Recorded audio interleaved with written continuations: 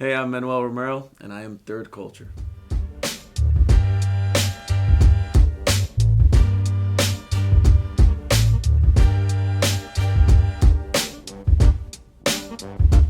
Welcome back, everybody. This is the I Am Third Culture podcast. My name is Vaughn. I'm here with my friend Manuel Romero, singer, actor. I mean, we're going to get into all of what he does.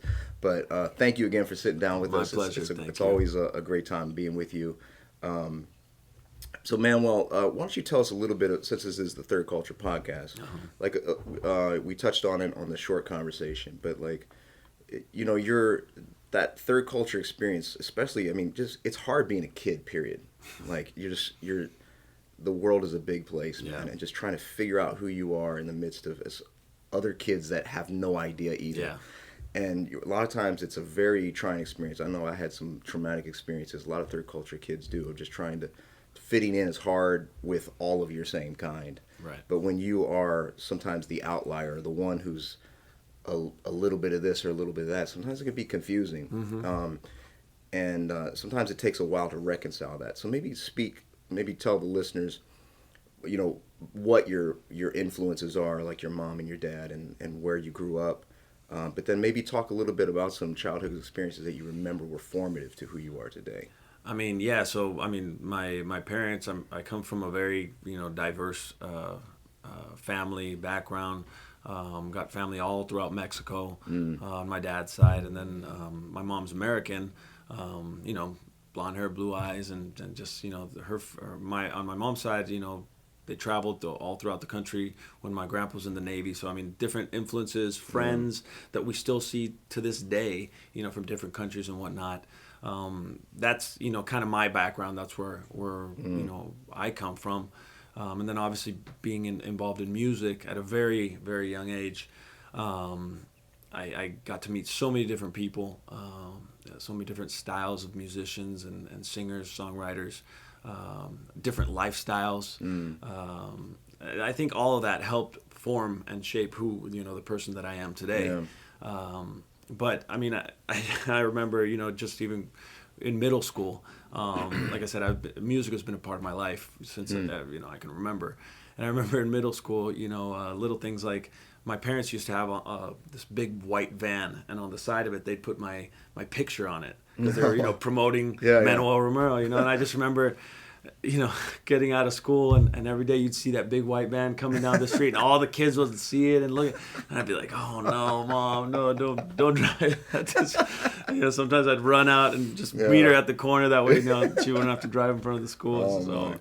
But for our mom, awesome. But being a young kid, in middle school or whatever, sometimes that can be embarrassing, and you all your friends see it, you just want to be normal. Yeah, you just want to be normal. Yeah. Mm-hmm. And I think, I don't know why that really stands out in my mind, but it was kind of one of those experiences where you just kind of learn to say, at the beginning maybe it was really embarrassing, but you learn to say, yeah, you know what, that's me and that's what I do.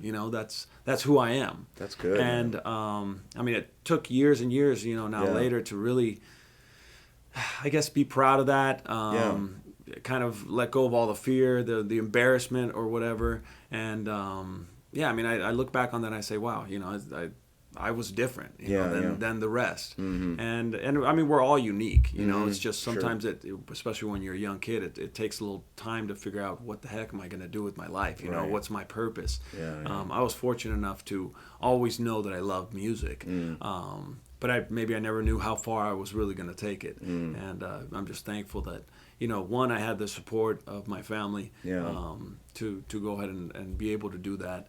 And, I just, the strength to kind of put up with all the crazy stuff that was going to come in that career. Yeah.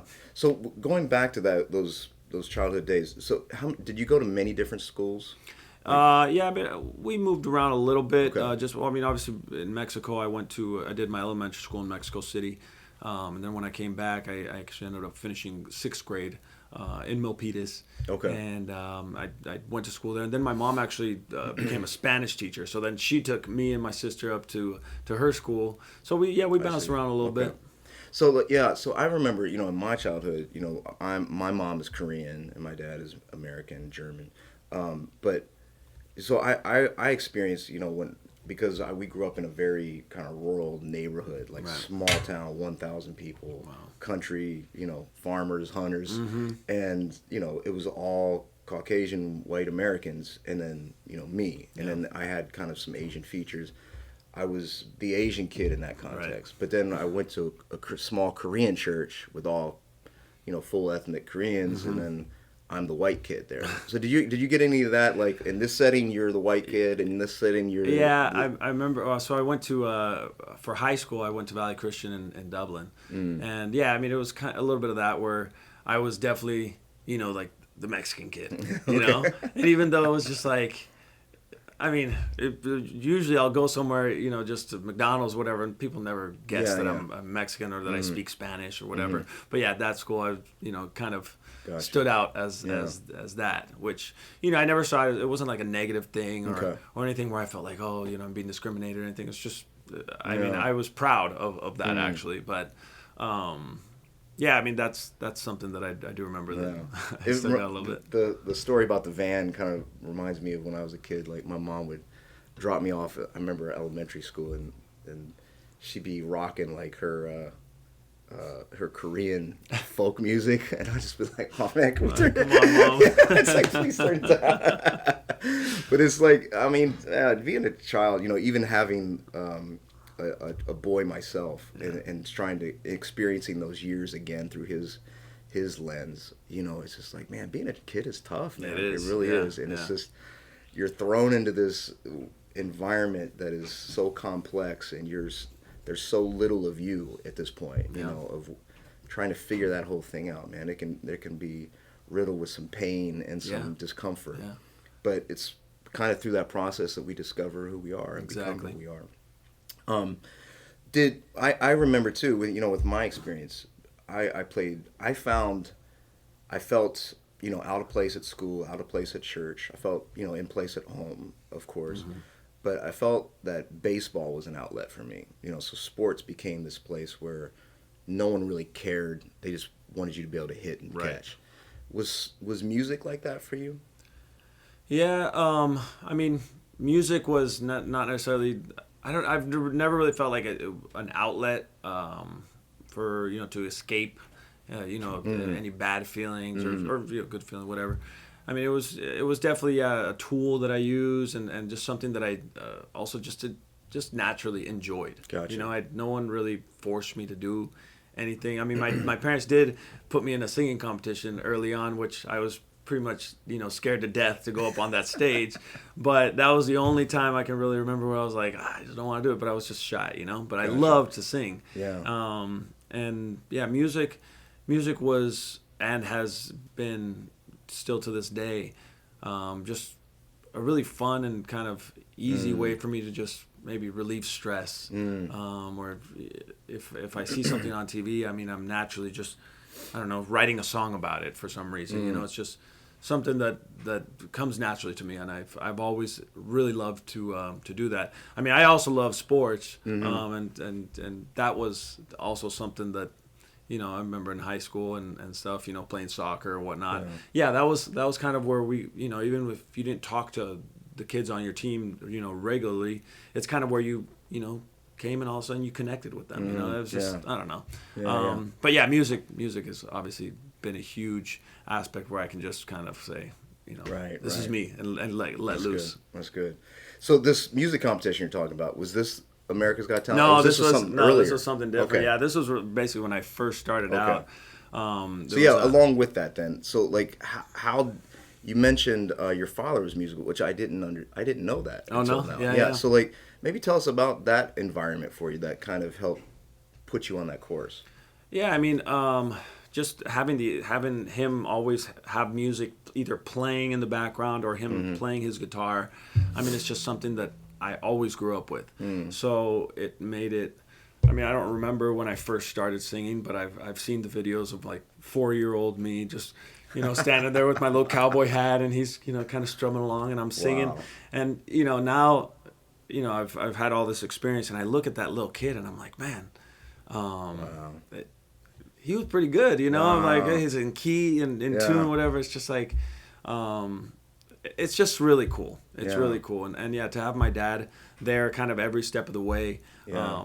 We write songs together. Mm. He managed my career for a number of years, Wow. up until just recently. But still, you know, kind of a source of. You Wow. know, of guidance. You know, Yeah. and if ever, if every single time I write something, I'm always, you know, recording it on my phone, sending it to my dad. Hey, what do you think? What do you think? Oh, you know, do this, do that. You know, so Wow. it's a pretty cool connection. That's a special connection, Yeah. man, because it seems like he's worn several different hats Yeah. in your Yeah. life. Yeah, definitely. Because even just in our years of knowing you, like always interacting with your father, he's always, one, he's there. Yeah. Just being present is Yeah. such a big deal Yeah. nowadays. Two, he's always so kind and generous and supportive of you. Yeah, And for sure. and then two, to even just to see, of course, you know, the management and things like that in terms of business, but then just even the connection of songwriting, because Yeah. that's another degree. Yeah. That's a different thing altogether. So that's really unique and powerful, man. Yeah, Yeah. it's definitely. I feel blessed, you know, to have that connection, you know, to have that support, Yeah. and you know, yeah, it's just really helped me throughout my career. Yeah.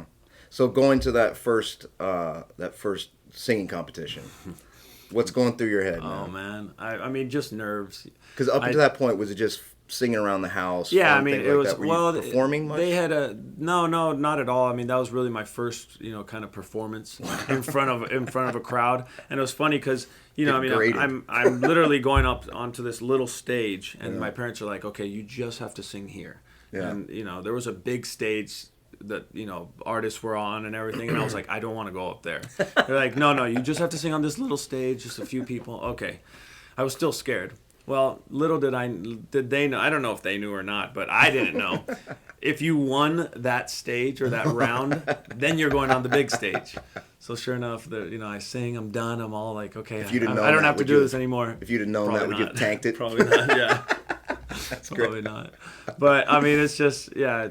It's we look back on that video. I mean, there was a really famous guy in those days named Johnny Canales, and you know he's up on the big stage and he's just saying El Güero, which is like the blondie, Okay. you know, because I was really blonde when I was a little kid, and you know people are just going crazy. And at one point, actually, the track, you know, I'm singing and the track just stops, Oh, wow. and I don't think I even heard it. I just keep singing, Yeah, and yeah. that's people are going like, what the heck is going Wow. on?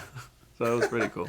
So it was a Milli Vanilli kind of little- experience, except you were really doing it, man. Exactly. Wow. Okay, so let's fast forward then to America's Got Talent. So that's what, year 18 for Yeah, you? I'm 18 years old. Did your parents kind of take you into that one, or did you Yeah, kind I mean, of say, by I that wanna do point, I this"? mean, I was already performing a lot. Okay. I had, you know, had already released a couple CDs. Mm.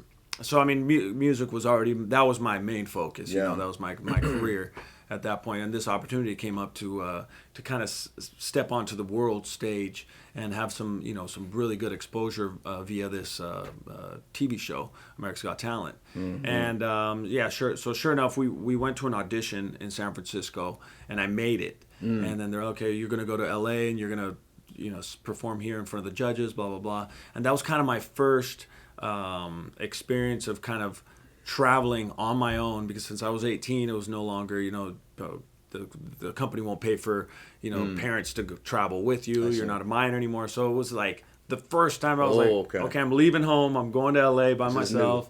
And it was really cool, you know, and then to all the pressure to go to this TV show, all the lights, all the famous, you know, faces you see and Yeah. whatnot. All the cameras, you know, all the behind the scenes stuff that you don't see on TV. For an 18-year-old kid, you know, it's quite an experience. Yeah. And that first experience really helped me a lot to kind of, looking back on it, just to kind of say, you know what, block all the noise out and just go do your thing. You know, I had a chance to go out there, sing a little piece of a song a cappella, and I really thought a lot about something my dad told me also. You know, when I would go sing the national anthem for like the A's, the Giants, the Raiders, Niners, whatever, you know, he'd always say, you know what, you're gonna go out there and do the national anthem. Takes you 2.5 minutes to sing it or whatever. He's like, you can either take those 2.5 minutes and shine, or you can go out there and, do whatever. 2.5 minutes, it's up to you because you're the one doing it. And I just thought of that kind of when I was in there. I was like, dude, I just got to go out there and forget all this, other stuff. Just go do your thing. Yeah. And, that's another thing that I kind of just keep with me no matter what you do, Yeah. Wow. That's a good insight.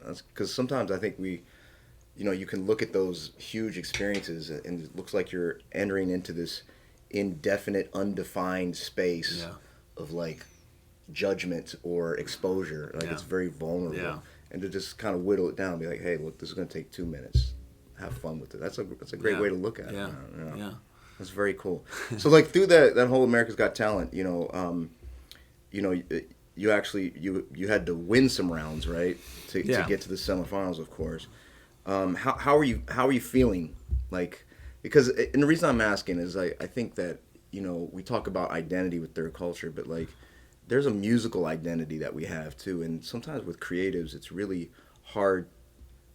It's like our identity is wrapped up in our craft, and sometimes it's like if I don't get voted in, I failed, right. or this is my new identity kind of thing. So maybe just like a little bit of the insight there. Like, how did you feel as you made it to the next round, and then to the round where you got eliminated? Where was your psyche in that experience? I mean, every round is a little different. It's just, you want to look at it kind of like, oh, well, see what works, but you only have one shot, you know? So you prep all the way up to a certain point, and then even someone before you, if you see someone go on right before you and they kill it, you're like, oh no, what am I gonna do now? I mean, with America's Got Talent, it's not all singing. No, right? it's not all singing. This, like, they could be doing like magic tricks, exactly. And you're like, I don't have nothing like that. I know. So you're just again.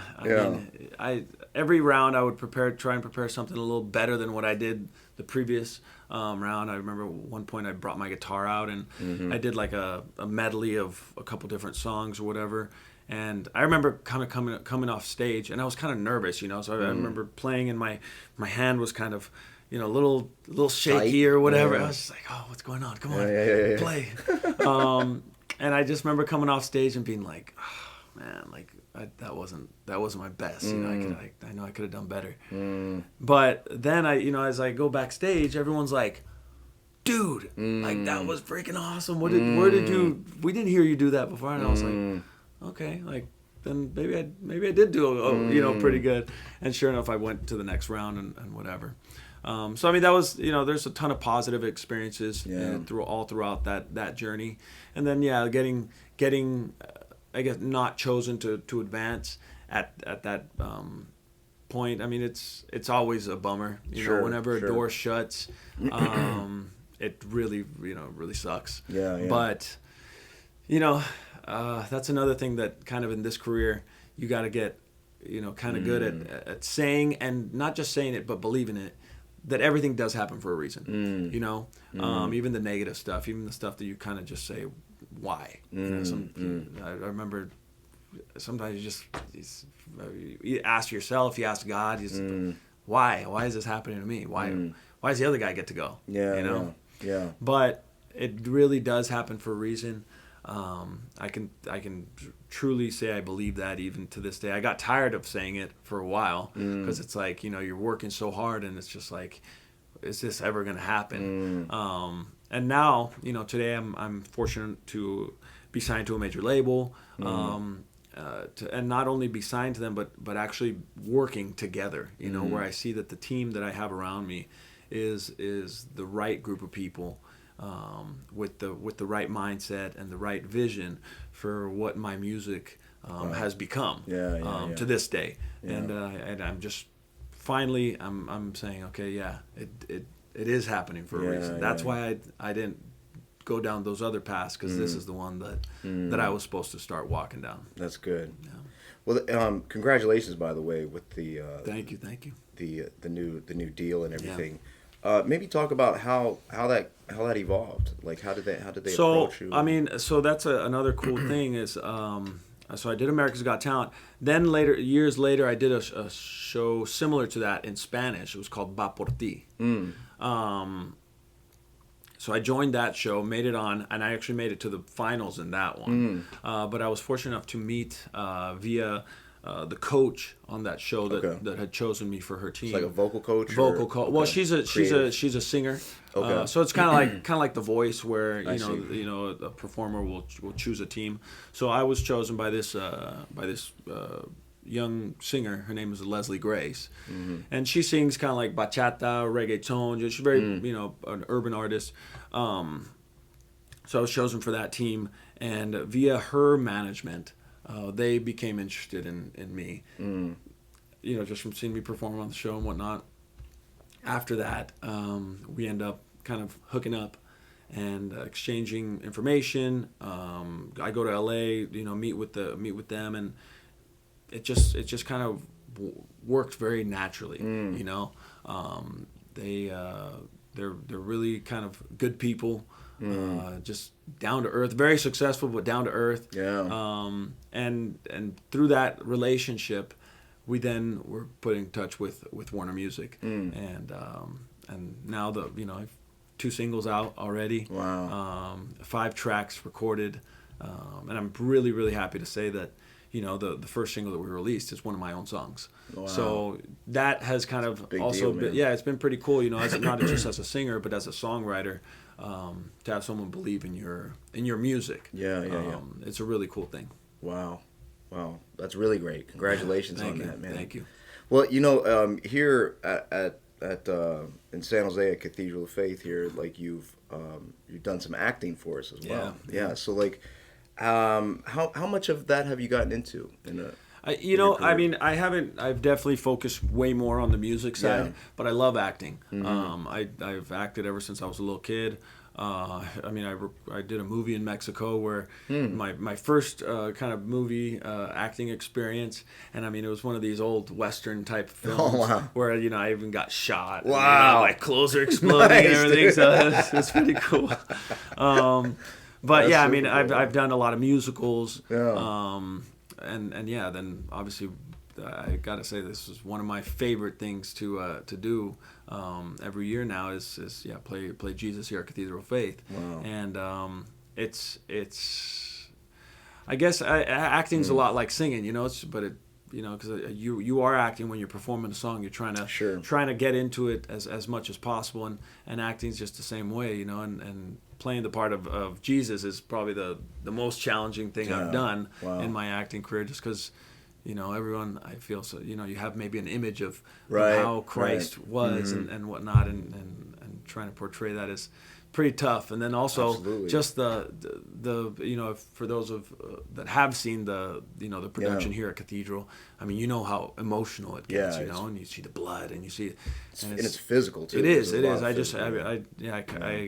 After every performance, I just come out and I'm just physically exhausted, and it's not because I have to carry the crowd. No, it's just it drains you emotionally. Yeah.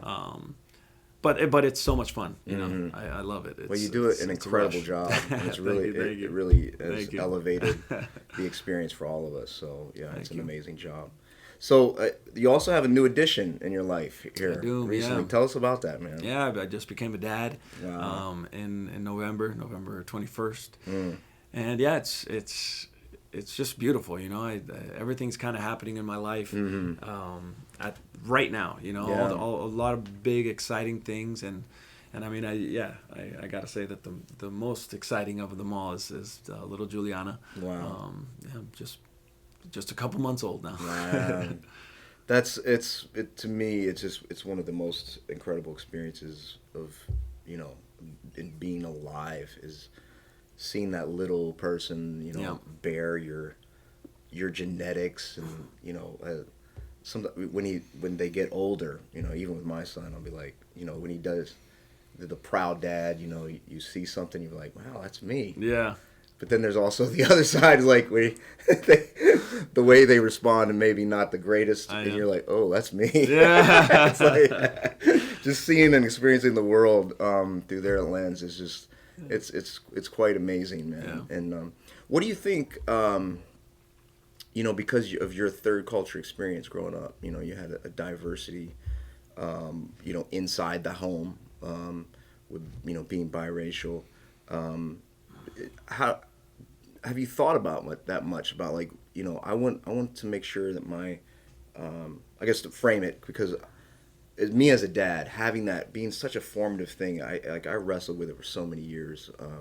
It developed so much insecurity in me, and caused me to be introverted and almost even to be angry, and I didn't process it really well. I didn't have the tools until later in life, and so now I want to make sure that my son gets exposed, right. Because his wife, my wife is Mexican, his mom is Mexican, so he's he went to an all Spanish speaking elementary school, right. or pre-K, and now we even put him into Korean classes, Oh, wow. and he's struggling with it, but right. we have the idea that, like, okay, this is good for him. Yeah. Even the discomfort is good for him. Let's Yeah. put him in these. Have you given much thought to that as being a I mean, dad? it's so early on that, I Yeah. mean, there's a million things going through Yeah. my mind. But I Just mean, don't I was drop the her right now. yeah, It's like yeah, we're exactly, staying- right. I mean, I was the oldest of 5 kids Yeah. growing up. So I mean, I've definitely even seen kind of that as the big brother. How do I influence my younger siblings? And yeah, definitely now as a father. I mean, I know I talk to Juliana in both English and Spanish, even if it's just obviously the baby talk right now, or just Sure. whatever I may be saying. But I definitely know that I want her to grow up with those both languages very present in her life. Yeah. And I mean, there's no getting around it, because both of our families, both my wife and my families, speak both languages. But I think that myself growing up in Mexico City, I was so fortunate because I didn't just learn the language, I learned the culture. I learned to love my Mexican heritage. I learned to be proud to be Mexican. Yeah. And same thing growing up in the U.S. I don't just speak the language. I am American. Yeah. I am. Yeah. I feel 100% when I'm in the U.S. and I'm talking to someone, 100% American. And when I'm talking in Spanish and I'm in Mexico and with my family, I'm 100% Mexican. That's there's so good, man. there's no difference there. And that's what I want her to feel. Yeah, I yeah, want yeah. for her to feel that pride, because it's going to be her. That's so good, That's who man. she is. But yeah, I mean, I think that going back to what you were saying earlier, I definitely want to be the type of dad that exposes their kids to life. To everything it has to offer. And if she wants to do it, hey, I'm right there behind her. It's her choice. It's her decision at the end of the day. But I want to definitely make sure that everything's available to her. That's good. In that sense. Yeah, that's really good. That's the whole statement for you, where you're saying, like, when I'm here, I am 100%. Yeah. That's so good, because I felt like that's not what I was when I was. Right. I was like, I felt I'm always half this or half that. Right. Like, why? I always felt this tension in me. Right. And then. Like I said, it wasn't until mid 20s. I'm starting to reconcile some of this. Growing up in a small town, and a very monocultural place. California, we're so blessed here. I mean, because it's like this convergence of so many different cultures and experiences, and you got access to so much. But when I was in a small country town, it was just, I didn't even realize it was all white until I went to college and came back. And I'm in the grocery store one day, and I'm just looking around, and I'm like, wow, this is all white here. Yeah. And then, I didn't even, and I couldn't even say, I never could say I am Korean, because Koreans in my small experience growing up in that town would tell me I'm not. So I'm like, it was just like, oh, you're not really Korean because your Korean's not very good, and you don't look like us. But then I actually had to take a trip to Korea.